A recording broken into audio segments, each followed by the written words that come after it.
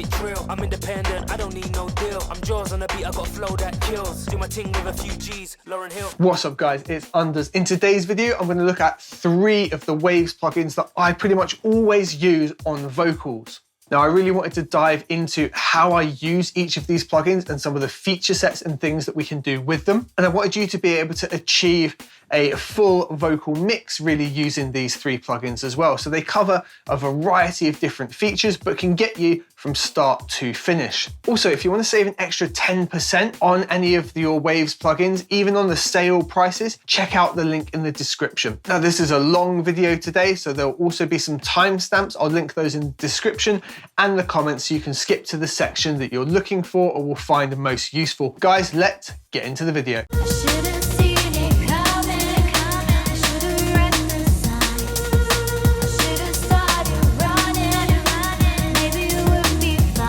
So just a quick breakdown here. The track that I've got loaded up is both the radio mix and the full mix for the single Like a Fool. If you want to check out the full track in context to hear this trick used, I will link it in the description below for you. What we're going to focus on here is this main vocal. And this is the main lead line that runs throughout the track. Everything below it here are all sort of sub vocals. So if we were to solo this out, I should have seen it coming. I should have read the signs. I should have started running. That's what we've got, and this is just the lead line here that takes it through. I should have seen it coming. I should have read the signs. Now I've done a couple of things to double it up, including it being sent to a delay. So I'm going to mute the delay for the time being. And I also had CLA vocals on here, and I've used the wide section, pushed it just a little bit. That's generally the way that I like to do doubling. It's the same effect, just built into one slider on a plugin. So below it here, we've got doubler 2 loaded up. Now you might have both. You might have doubler 4. There might even be a doubler 8 to be honest as well. Doubler 2 is all you need to do this kind of effect, and it's really simple to do. So let's take this down as we've got it. This should just be now a pretty mono sounding vocal. I should have seen it coming. I should have read the signs.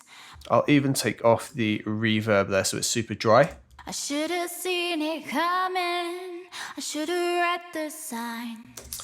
So in context of the track in this case, it's not going to give us too much.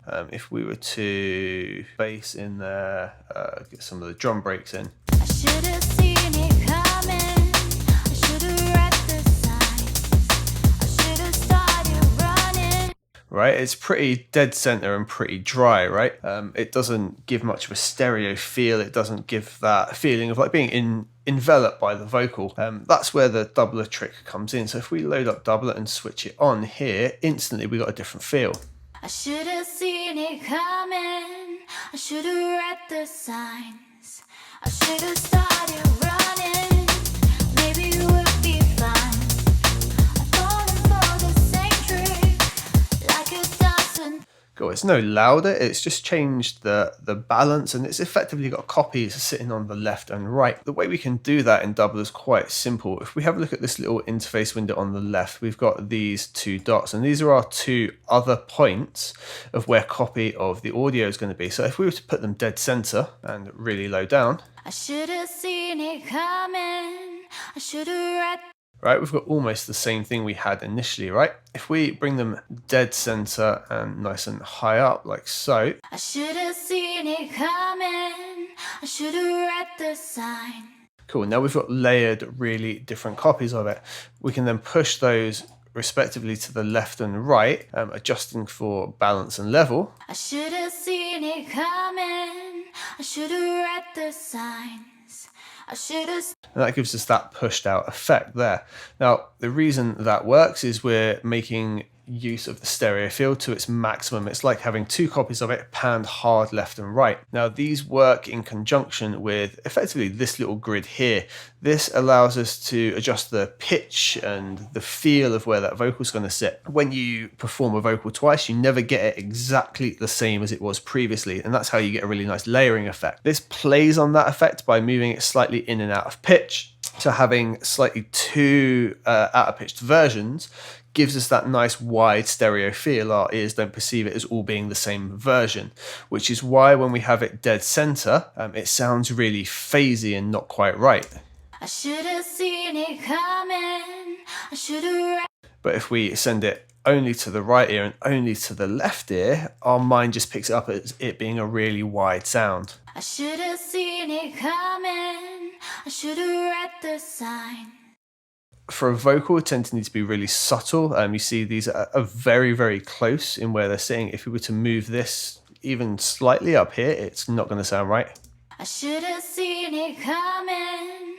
I should have read the sign. Yeah, it's starting to feel more like an echo, right? If we were to push it exaggerated out here, I should have seen it coming. I should have read. It starts to warble. Equally, if we've got them too close together like this, we'll still hear that phasing effect even though they've been panned. I should have seen it coming. I should have read the sign. So it depends on the vocal, but you need to do it by ear. So it's relatively close together and generally one just a touch above or below the other. I should have seen it coming. I should have read. That's going to work the best for us. Now, generally on the EQ section, I will take out any low end below about 200. Depends on the music you're doing, depends on the vocal as well. If it was a male vocal, there might be a lot more low mids and even some low end that we want to keep in there. In this instance, my kick drum and snare are right around the 100, 200 marker. Don't really want the vocal interfering with it too much. It sits nicely like that. So if we just throw bits of the break in. I should have seen it coming. I should have read the sign. Right, we're not losing anything from the vocal and they're just sitting nicely, not fighting anywhere. You can just flatten this out quite simply. I just tend to put that roll off in there. It can be quite nice to roll off a little bit of the highs on the sides as well. I should have seen it coming. I should have read the signs. I should have started. Again, depends what you're after. A nice trick can be to automate this as well. It gives the feeling of it opening up on, say, chorus sections. You can have it just like this here and then automate this just to open up and you get something like this. I should have seen it coming. I should have read the signs. I should have. Right, so it opens up to the big wide vocal. There's a couple of other things that we can do, but generally this will let us pull off that trick. Like I say, I will generally use CLA vocals. Switch it to wide here and just push it up a couple of dB, 4.5 in this instance. That gives us almost the same effect and it's just quicker to set in. So if I was to switch the CLA back on now, we'll have a pretty similar feel. I should have seen it coming. I should have read the signs. I should have started running. Maybe it would be fine. And that, guys, is how you can use a doubler to create stereo vocals. I hope that was helpful for you. If it was, throw a like on the video, and any questions, throw it in the comments down below. CLA vocals. People seem surprised that I use this, but I actually love basically the instant results that it gets me on the sort of music I make so much that I thought we'd have a little chat about that. Here is the track I'm using on, and I'll isolate the vocal as well.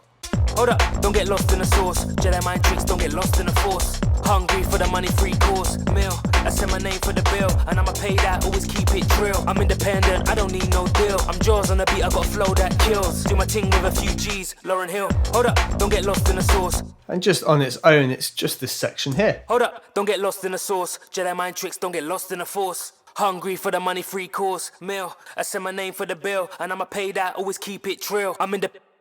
Now, it's doing some really specific things for me here, but more importantly than anything, it's the profile it gives to the sound. So the way it EQs it. I think the best way I could show that is if we use something like Q-Clone. So I'll really quickly just set up instance with Q-Clone on, just so we can see exactly what it actually does.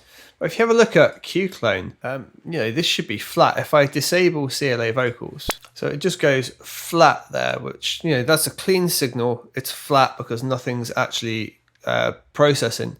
But if I now engage CLA vocals, we've got all this craziness going on. What we need to do here now is just disable all of these processes. What I want you to see is that even when all of these processes are on, there's still a bit of an EQ profile happening. It's just this little dip around the top end and there's some very subtle bumps. Unfortunately, we can't zoom in any further You can see just some slight adjustments there, and that little bit of profiling that happens on the vocal for me is really pleasing.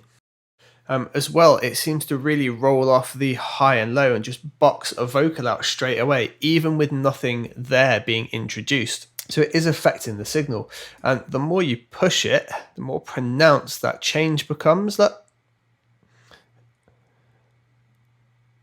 And for me, it just adds a really nice vocal profile. When we start adding things like this as well, look, we get roll-offs that are very pleasing and just work, and we can get nice lifts in it as well. In terms of top end, it doesn't push up where you think it would, like really high. It lifts in just the right areas, which are really great. Unfortunately, we can't see the other voodoo magic that it does do. Hold up, don't get lost in the sauce. Jedi mind tricks, don't get lost in the force. Hungry for the money, free course meal. I send my name for the bill, and I'ma pay that, always keep it true. So that's the first thing I find really useful. Now, I just showed you the sort of low end boosts and the high end boost that it does. I'm really making use of it here. I'm putting lots of the high end in. If we were to disable these two and just solo the vocal out. Hold up, don't get lost in the sauce. Jedi mind tricks, don't get lost in the force. Hungry for the money, free course. It's pretty flat. It's an okay vocal recording, but it loses that body and that fight to it. So if I stick it back on bite and lower like it was now. Hold up, don't get lost in the sauce. Jedi mind tricks, don't get lost in the force. Got loads more energy, and like it just feels a bit more how it should, sort of warmed up, ready to roll. And then the delay in there, which I've got really dialed back, but it's a nice slap delay. It just gives that bit of echo to it, so we can take you off as well. Hold up, don't get lost in the sauce. Jedi mind tricks, don't get lost in the force. Hungry. Sweet. So now it's dry and a bit bland. Bit of slap delay in the background. Hold up, don't get lost in the sauce. Jedi mind tricks, don't get lost in the force. Hungry. But it feels pretty natural, right? It feels like almost like you listen to it in a venue, and it's just made such a difference. So if I disable that right now and then bring it back in, so I'll run these first 4 bars and then bring it back in. The difference it makes to the vocal, just those 3 little adjustments, have got me much more where I'd love to have been as a starting point, which is just, it's so good for one plugin, because I would have to figure all that out with EQ, get the slap delay, send it into an aux. I can just drop that on, it's done. Hold up, don't get lost in the sauce. Jedi mind tricks, don't get lost in the force. Hungry for the money, free course meal. I send my name for the bill. Hold up, don't get lost in the sauce. Jedi mind tricks, don't get lost in the force. Hungry for the money, free course meal. I send my name for the bill. Hold up, don't get lost in the sauce. Jedi mind tricks, don't get lost in the force. Hungry for the money, free course meal. I send my name for the bill. Hold up, don't get lost in the sauce. Jedi mind tricks, don't get lost in the force. Hungry for the money, free course meal. I send my. I don't know if it's happening automatically as well, but it definitely de-esses the vocals. Like I don't know where the settings are for it, I don't know how it works, but it always gets a little bit of control just in the right area, and you can really hear it there when you A and B it. And in terms of like context of the mic, plugin makes the world of difference. So I'll run the first 4 bars again and then bring it back in. Trust me, like the vocal pops out. Hold up, don't get lost in the sauce. Jedi mind tricks, don't get lost in the force. Hungry for the money, free course meal. I send my name for the bill. Hold up, don't get lost in the sauce. Jedi mind tricks, don't get lost in the force. Hungry for the money, free course meal. I send my name for the bill. It just sounds better and more with it, with that in there. And that's why I use it. Now, there are some other things with it that are super good. Now, I haven't used it in this instance, but the wide functionality just here is mint. If you ever want to really spread a vocal and get it nice and wide, literally click it onto wide, put it about halfway up like I've done, and you'll get this magic trick. Hold up, don't get lost in the sauce. Jedi mind tricks, don't get lost in the force. That's wicked if you ever want to like come into a chorus and you've only got the one take of a vocal, or if you're using some samples and you've only got like that mono take, but you want to really widen it up, just whack this on a bus, put wide on, boost it up like that. Works superb every time. Hold up, don't get lost in the sauce. Jedi mind tricks, don't get lost in the force. Hungry for the money, free course meal. I send my name for the bill. Hold up, don't get lost in the sauce. Jedi mind tricks, don't get lost in the force. Hungry for the money, free course meal. I send my name for the bill. Hold up, don't get lost in the sauce. Jedi mind tricks, don't get lost in the force. Hungry for the money, free course meal. I send my. In fact, I'm almost tempted to use that, but I've actually got the ad-libs in there and I could just bring the ad-libs up. But, you know, I like that. I might use it in a little bit. Who knows? You know, this mix isn't quite done. We're getting there. Oh, really important thing to note, the input here. So it's normally green for me. You should be aiming to get it in amber, but not red. I've got it in green here because it works and that's where I wanted it to be. It sounds right. That's how I roll for sounds right. But in terms of input, it's designed to be in that sort of amber area. I think it ticks into it a bit, but most of the time not for me. Hold up, don't get lost in the sauce. Jedi mind tricks, don't get lost in the force. Hungry for the money, free course meal. I send my name for the bill. Hold up, don't get lost.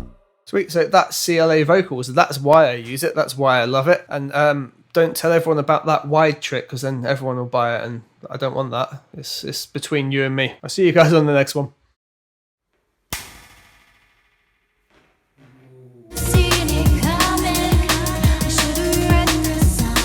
And we've added Abbey chambers. I'm going to call that Abbey chambers. It sounds a lot cooler. We'll go with that. And I've just added it onto the main vocal. So not the vocal bus itself, but just the main vocal. So all our vocal sections are this lot here. And I think we've even got extra ad-libs added in here. So it's just on the main vocal. So the overall would be this. I should have seen it coming. I should have read the signs. However, we're just sending the main one to the chamber. I should have seen it coming. I should have read the signs. I'm massively overshooting it at the moment just so I can have a real listen to what's going on. But what we are going to do is just go over the workflow of this plugin. So the signal flow is relatively simple. We're going in the input here, we then go down into the chamber section, through the steez section, through the filters, into the mix, and then back out to the output. With this middle window here, essentially just being a visual representation of some of the settings that are going on. Input, we can figure that out relatively easy. We've got a nice meter here to let us know if we're maybe pushing it too far. I've put it to 0 dB, which is obviously taking into account the audio that's going into it. And that's by no means clipping, but we can push it a little too hard and it gives us a visual of that happening. And if that is the case, we've got an input control here and we can bring it down a little bit. Just like a really subtle detail to note. I really like what they've done here with the control. So it, like visually, it looks as if you're directly over the input and the output is slightly off to your right. Look, the way they've got the like EMI style faders in there, so you've just got like a little bit of an offset on the fader onto the side. Just really nice little detail added in there. So like all these faders seem like they're right above you and then it just veers off to the right. Super subtle like GUI detail, but makes such a difference. Just so let's just try pushing that. Let's have a little look at the input meter. So this is what it is currently. I should have seen it coming. And Logic, we can overshoot the aux, so we'll push that up. I should have started running. Maybe it would be fine. You can see that it's pushing it quite a bit harder, but we could just gauge that and bring it down using the input. Simple as that. Option control, reset. But we didn't. So this then goes down into the chamber section. So the chamber section here is really going to change what you can see represented in this middle window here. Now the main one is chamber 2, which is the tiled room from Abbey Roads. And you can change a few different things here. So you've got mics, you've got 2 different sets of mics. There's not much point me explaining them to you. It's best for you to have a listen and we'll do that in a little bit. We'll A/B them. And you can see they're all positioned here facing the pillars in the room. We can also adjust where they sit in the room. So we've got room position, we've got room, wall, and classic. And you can actually just grab on the visual and just drag them. It will give you this little ghost vision of where they're going to land. So we could put them against the wall or drag them back here. Moving along in here, we've got the reverb type. Now, when we change to mirror, which is a really highly reflective room, our mic type disappears and we've just got the 2 positions, the far and near, which are the sort of 2 recommended positions they would use at Abbey. And then we can move into stone.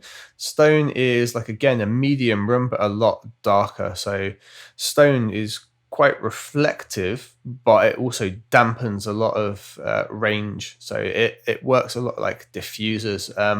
where's the one we've been? So Park Street Studio in Liverpool, for example, has like a stone room, and it's just a wonderful like chamber sound. So when we move across these as well, we have something called time X just next to it. And what time X effectively is, it's taking the natural length of the reverb and you can adjust it. So by default, it sits at 1, and that's 100% of like that natural impulse response of the room. If you dial it back to 0.5, it's going to be 50% of that natural impulse response. And if you whack it all the way up to 1.5, you guessed it, it's 150% of that natural impulse response. So on chamber 2, we can change our speaker type. We've got a B&W speaker, and we've also got the Alltech. B&W is going to be a nice, like a warmer sound, more like a really high-end speaker. But it's got just a nice warm sound to it and clarity across the whole frequency spectrum. If you use the Alltech, there's going to be a lot less low-end and more focused on the high-end. Now, the way I tend to use reverbs, I'll probably find this more useful because I tend to take a lot of the low end out. The type of music I make, having anything wobbling around in the low end is pretty useless to me because I've got kick drum happening there like 4 times a second and snares sitting around that range as well, and then a Reese all in there. It just doesn't necessarily work for me. I tend to use a lot of high end, so for me that's really useful to be able to swap it out. And then we can change the direction that's facing in the room, and that changes the whole feeling of the reflection. So where it's facing here, facing the room at the minute, it's going to reflect off the pillars and then be caught back on the mics. And obviously, depending where we place the mics, it's either going to like reflect around the pillars and come straight off the wall. However, we can bounce it around the room as well. So we can fire it off at this corner, giving reflections all around the room. When we change those sounds, it really changes the whole feel of the reverb. So this could be a useful little technique where you could use exactly the same settings on 2 different things. So you're using the same room, but just adjust that speaker turn to give a different feeling. We might try that out. I might do a separate bus with the backing vocals on. We'll use the same settings, but just turn the speaker and see if we can create a really like diverse feeling around the vocals. So that covers all the different chamber setups that we can do.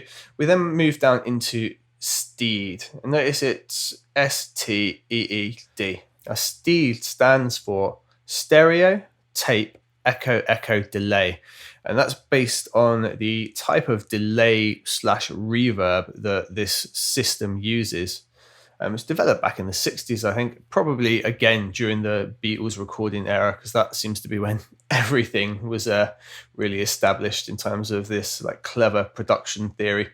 So what we're effectively doing is using stereo tape heads, and you can delay one slightly to the other, or you can delay both just so they're a different delay to the signal. Then when you feed that back, that gives you that delay and echo or reverb depending on the timings of that. By doing it in stereo, you can delay them independently left and right as well, ever so slightly, and that's what gives you the width effect. So looking at the Steed settings, we have to engage it as well if we want it to be working. Otherwise, we're just going to run through this impulse, ignore Steed, ignore filters if they're off as well, and come straight out, which would just give us this. I should have seen it coming. I should have read the sign. There's absolutely nothing wrong with that. You're just taking away some of the flexibility you have. I should have seen it coming. Cool. So this works a lot like it would with most other delays. If you've ever used H delay, real similar sort of thing going on here. So we've got our feedback. Now, what we can do to find a good feedback point is over push it. Bear in mind, if you push it to 100%, it is going to ring out very, very quickly. So I tend to go to sort of the 99 region and then work it down from there. When you're pushing this feedback quite hard, you're going to hear the steps in sound, and it's going to like ripple. You want to then dial it back until you can no longer hear that ripple. And I tend to dial it back another 10% from there, because once I can no longer hear it, that's going to be an okay range. And I'll just pull it back a little bit further for almost safety. So we just do something like this. I ended up around 70 before. We'll see if we get the same feeling. I should have seen it coming. I should have read the signs. I should have started running. Maybe you would be fine. There we go. So we come down to 68 that time, but you can definitely hear that ripple, right? And how you back it off using the feedback, and that gets us to a nice place that works for this particular sound. Just a technique that I tend to use for finding my like a happy place in terms of feedback.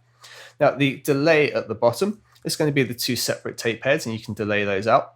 They can be linked together or synced. So if we sync them, we can have them so they're both working on the same type of steps. If we do 1/64 triplet here, I should have seen it coming. I should have read the signs. it's always nice having a sync feature because everything can work perfectly in time. So if I was to put this in 1/64 rather than the triplets, it'll actually be in time with the delay and reverb over the whole track.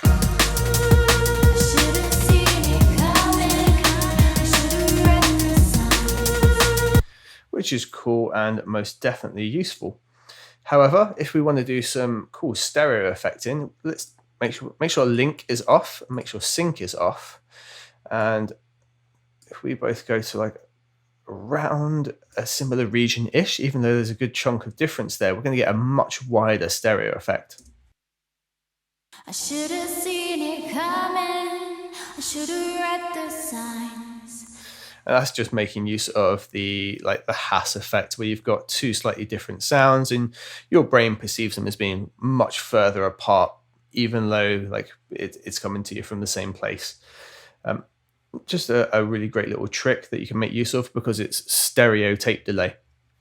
Definitely something I use a lot. I'm pretty sure this is how the Waves CLA vocal widening works as well. It does this Hass delay effect to give you that perceived wideness. There is a trade-off here, and it can sometimes cause phasing if you convert to mono, but you've just got to check that in your mix and work it out. So moving on from here, we've got drive. Drive is actually tape saturation because obviously this is a tape emulation, taking the echo and delay into account. We can drive the tape, which is quite nice. I should have seen it coming. I should have read the signs. I should have started running. Maybe it would be fine. I've fallen for the same trick like a dozen times. I thought that we could make it, but we didn't.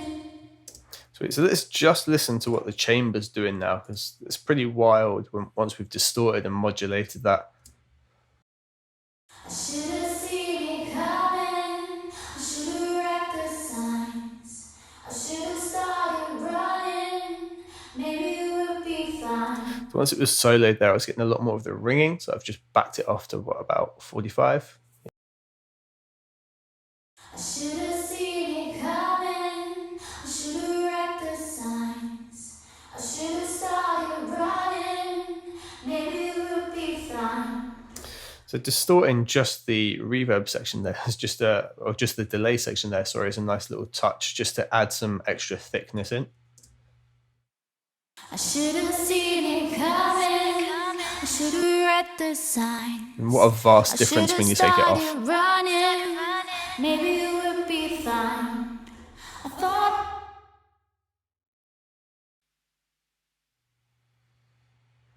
So moving on from that section, we move into the filters. Now, these filters affect the input into the room, into the chamber. So it's useful. We can take out some low end and have it not in there straight away from the offset. I should have seen it coming. And we've got our frequency point for the roll off and our type of cut. Running. Maybe it would be fine. I've fallen for the same trick like a dozen times. I thought that we could make. We've also got the gain or cut that we can push on the filter. A couple of different frequency points. Now it snaps to these points as well. So we've got 2.7, 3.5, and 10 kilohertz.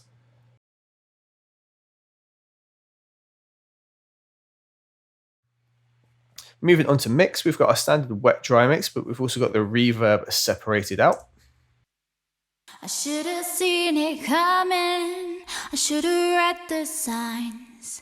I should have started running. Maybe it would be fine. And last but not least, we've got our overall output and a nice meter just to let us know where we're going, which should correlate with everything we see in Logic. I should have seen it coming. I should have read the signs. I should have started running. So we're just going to snap this forward a little bit so we've got a solid loop of the vocal here.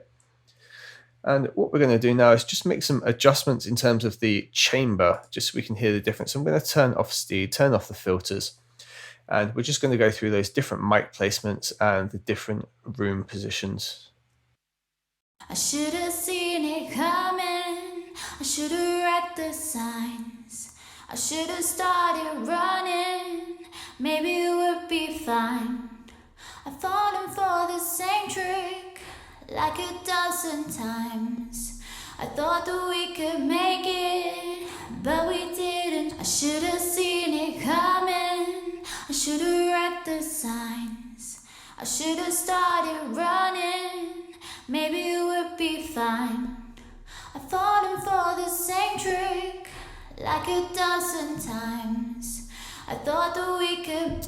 I quite like that position there with those mics for this particular vocal. I'm just going to do the speaker change around now just to really show you the huge difference that makes the speaker placement. I should have seen it coming. I should have read the signs.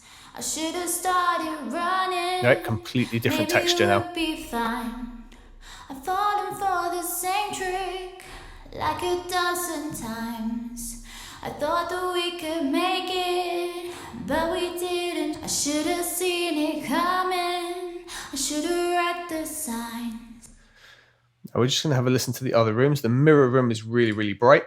I should have seen it coming. I should have read the signs. And for the mirror, if we feed it into steed as well, it really exaggerates it. I should have seen it coming. I should have read the signs. I should have started running. Maybe it would be fine. I've fallen for the same trick.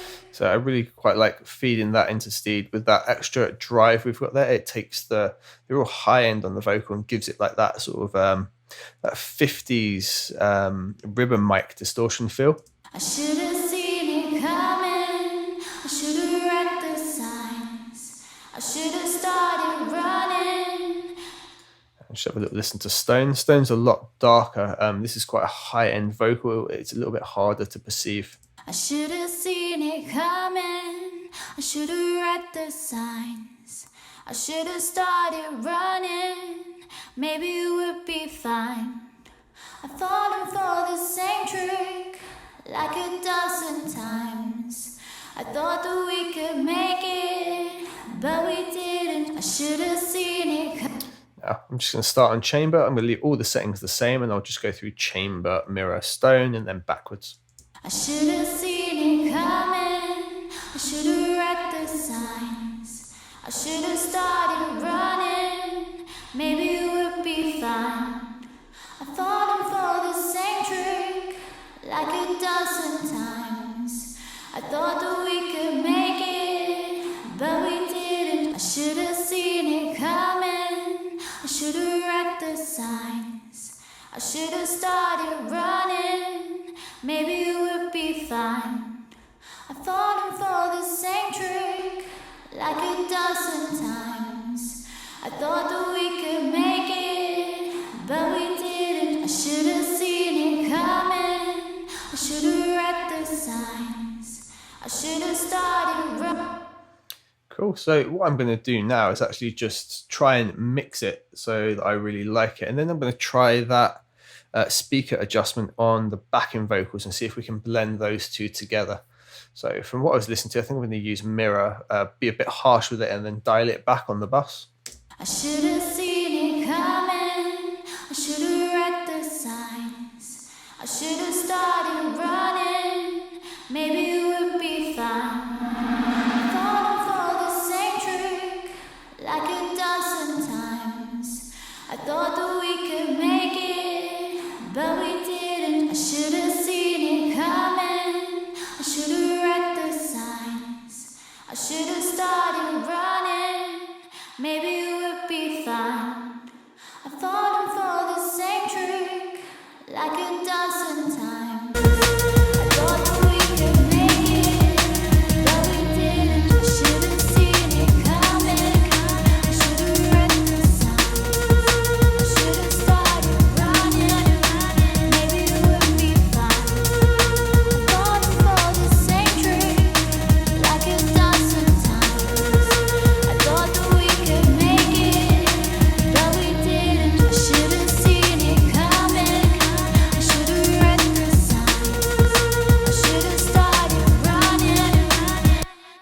Sweet. So for me, I think that's going to be it about there.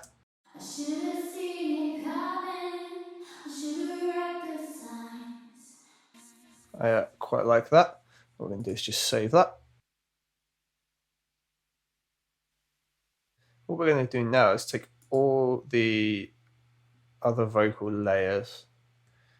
I'm going to put them in a different room. So we're going to do backing chambers. Just going to copy the plugin over. So we've got our exact same settings. Close this one. Bring this one up. And we're going to go chamber 2 and just have it pointed that way. And now I will go through and balance these all together, but instead for now we're just going to add them all in as one so we can kind of get an idea of what we're doing. I should have seen it coming. I should have read the signs. I should have started running. Maybe it would be fine. I thought for the same tree like 1,000 times. I thought that we could make it. I should have seen it coming. I should have read the signs. Cool, that's really thickened it up nicely. I like what's going on there. Let's just take these two. We're going to mute them, so we really want to hear the difference when they come in. I should have seen it coming. I should have read the signs. I should have started running. Maybe it would be fine. I thought for the same tree like 1,000 times. I thought that we could make it, but we didn't. I should have seen it coming. I should have read the signs. So that's really subtly just thickening up the whole thing and giving it its own space. I actually quite like the doing the two separately, the lead vocal and the backing vocal, so it keeps the main vocal really isolated, but everything here does its job and backs it up nicely. Not tried that before, so that's quite a nice little thing to have come across. That's essentially it, guys. So that's my first look at the Abbey Road Chambers, or Abbey Chambers plugin. And yeah, I'm pretty impressed with it. I mean, you can come down to it at the end, how many reverbs do you actually need? But there's so much you can get out of this, and there's such specifically nice sounds. You can't really go wrong with it, which is a nice touch. Just download the demo, guys. Give it a bash now that you know how to work around it. You know what all the features do. And let me know if it helps you out and improves your music. I mean, feel free to throw comments down below and we'll have a little chat and I can listen to stuff. But overall, I'm impressed with it so far. I'm going to keep playing around with it. I think I'm going to keep it in this track because I like what we've done so far. And yeah, good luck. I hope the video was helpful and I will see you on the next one.